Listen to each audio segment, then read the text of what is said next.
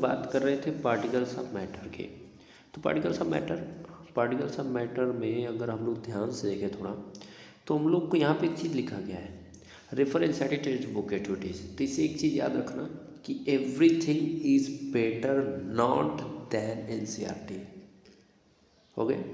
हाँ, हर एक बुक्स इसको एलोबरेट कर देंगी, लेकिन तुम एनसीईआरटी को ही मान मत, मतलब कि ये एनसीईआरटी के क्या है, बच्चे हैं, एनसीईआरटी बाप है सबका।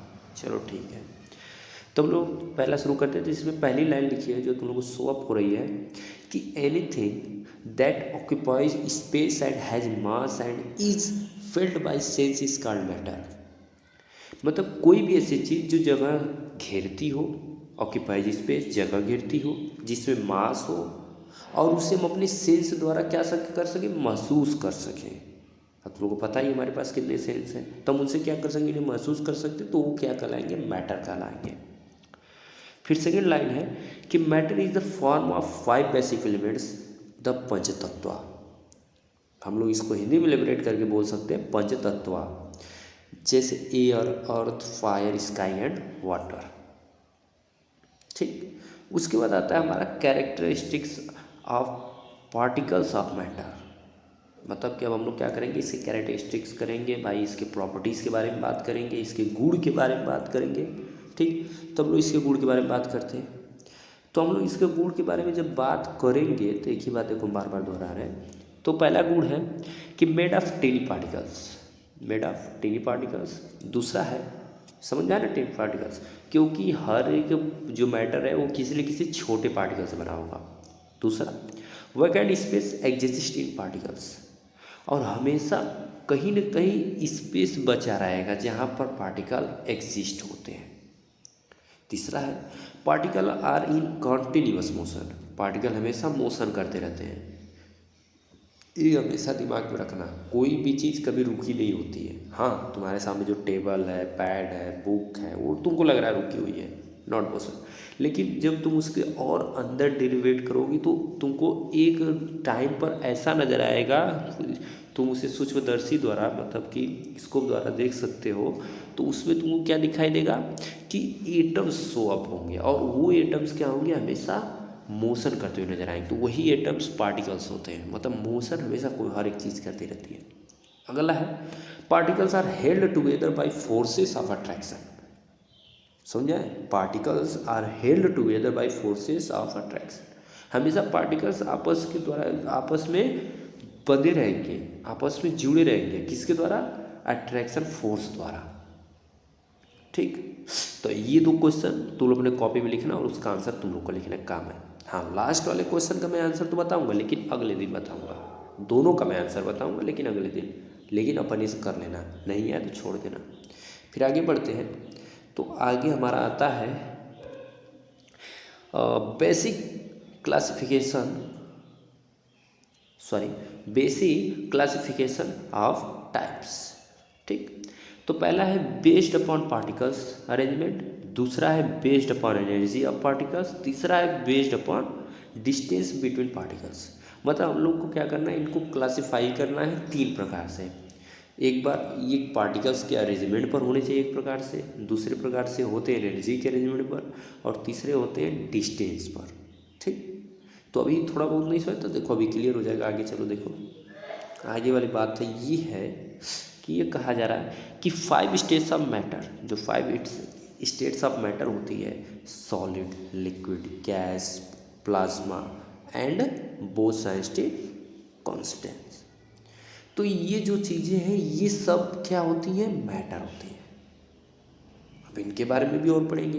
तो ऊपर जो लाइनें थे उनका कोई मतलब नहीं है, वो हम लोग को कोई भी चीज़ को अलग अलग बांटने में करते हैं।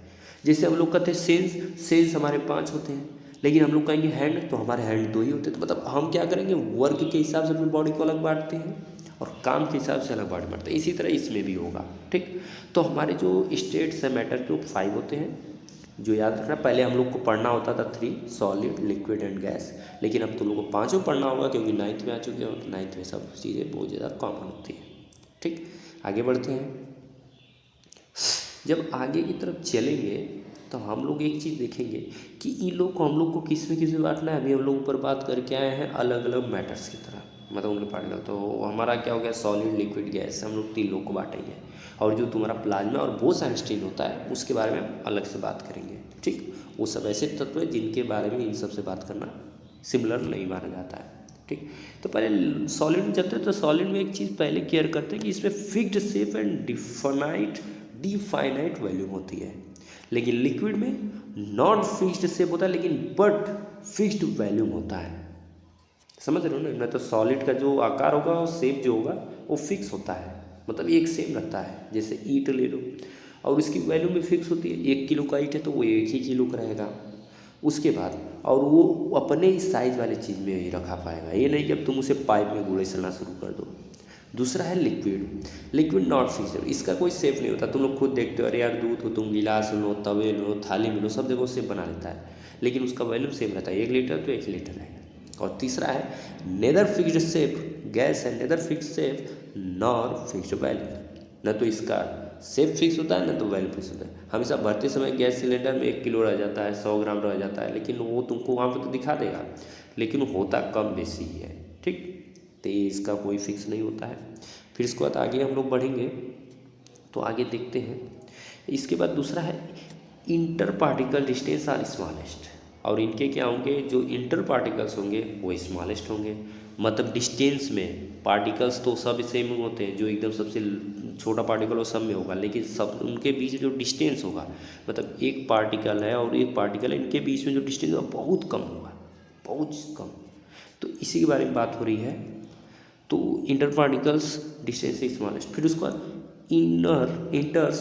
Inter particle distance are larger, मतलब कि किसके देन लार्जर, सॉलिड के देन लार्जर बताया है। फिर इससे क्या होगा, इससे लार्जर, इन दोनों से लार्जर क्या होता है, inter particle distance are largest किस में, गैस में होता है। किसके मुताबिक, सॉलिड एंड लिक्विड के मुताबिक। ओके, चलो बढ़िया है। तो हम लोग फिर आगे बात करेंगे।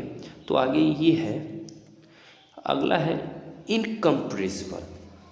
मतलब हम लोग क्या कर सकते हैं, incompressible, also compressible and highly compressible. मतलब इन लोग को हम लोग क्या कर लें, किसी भी कंप्रेस के द्वारा यदि हम लोग इनको चाहे एक जगह दबा करके, मतलब मान लो कंप्रेस तुमको समझा दे रहे हैं, ये हो गया तुम्हारा, मान लो डिब्बा ही है, इसमें तुमने ईंट डाल दी। अब कंप्रेस करोगे क्या, ईंट अपने आप, जब ईंट यहाँ तक पहुँच चुकी है तो दबाओगे तो क्या ईंट और अंदर जाएगी, नहीं। लेकिन जो पानी होता है कुछ थोड़ा बहुत तो नीचे आएगी, लेकिन जो गैस होता है वो हाईली कंप्रेसिबल होता है। इसको और हाई कंप्रेस करके इसमें भरा जाता है कि ज़्यादा से ज़्यादा आ सके, ठीक। ओके, तो हम लोग फिर आगे वाला देखते हैं। तो दिया है high density and do not diffuse. इसकी डेंसिटी क्या होगी, हाई होगी, और डिफ्यूज़ नहीं होगा। फिर density is lower than solids and diffuse. और देख लो इसकी जो डेंसिटी है और इसकी डेंसिटी है, लोअर कौन होगा डेंसिटी में, वाटर। किससे, सॉलिड से, ठीक।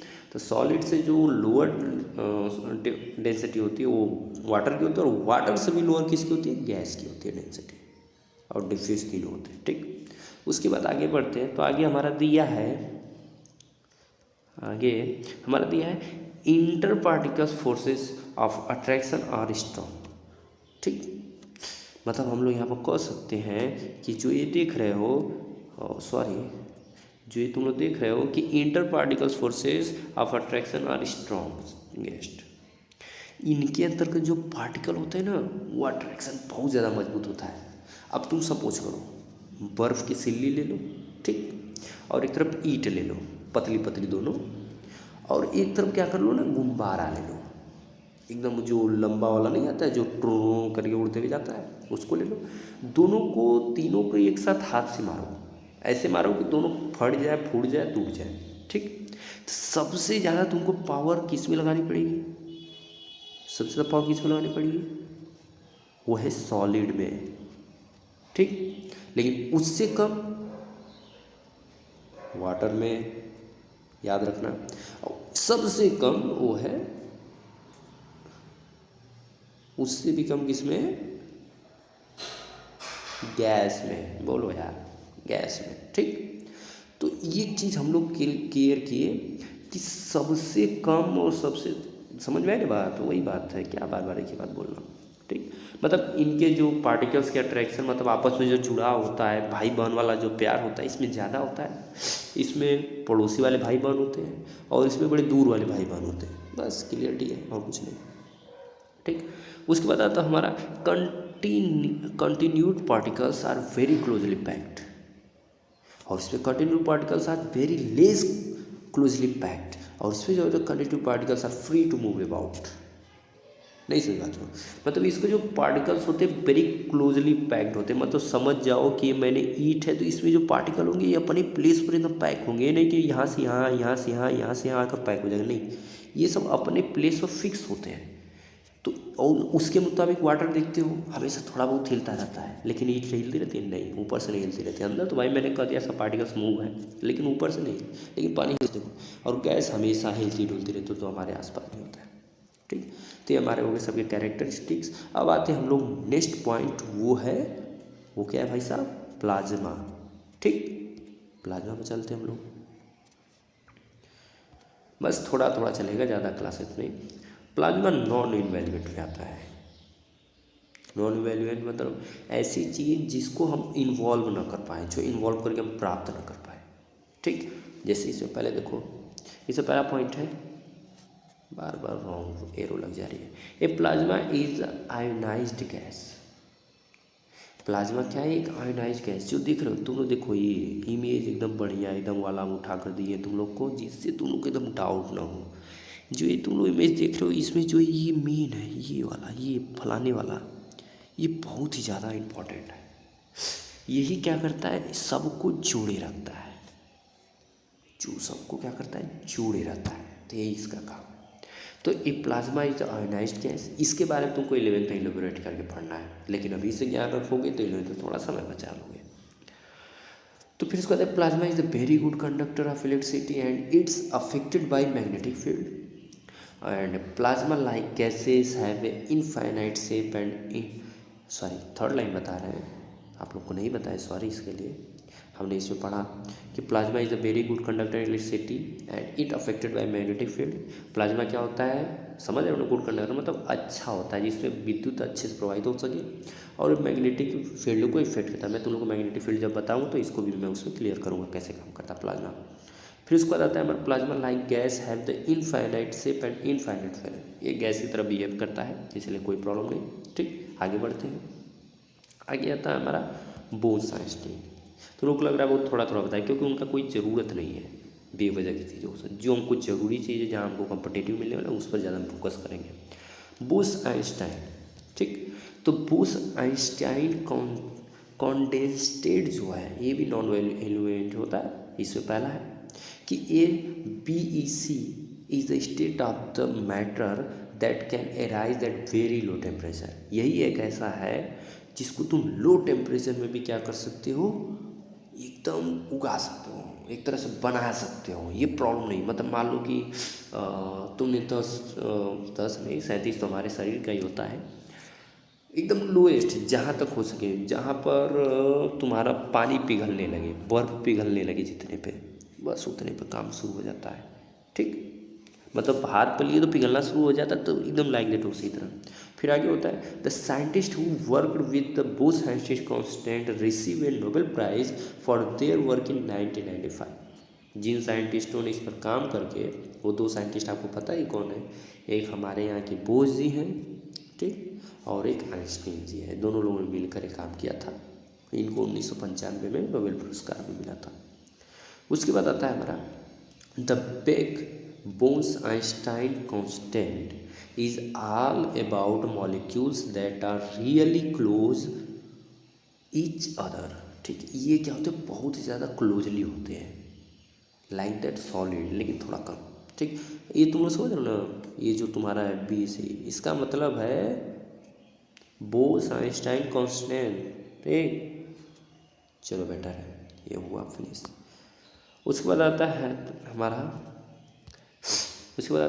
Microscopic explanation for properties of solids, ठीक। तो इसके बारे में हम लोग अगले वीडियो में बात करेंगे। पहले उतना रिवाइज मार लो, फिर अगली वीडियो में देख लो, नंबर ये तैयार हो जाना चाहिए, कोई दिक्कत नहीं। तो हम लोग इसके बारे में नेक्स्ट वीडियो में बात करेंगे। Ready for the next video. All the best. तैयार करो, धोखा तोड़ो, एकदम फोड़ डालो, एकदम रगड़ डालो, एकदम उड़ा डालो। फिर से स्वागत रहेगा आपका आगे स्टूडेंट अकेडमी में। जय हिंद।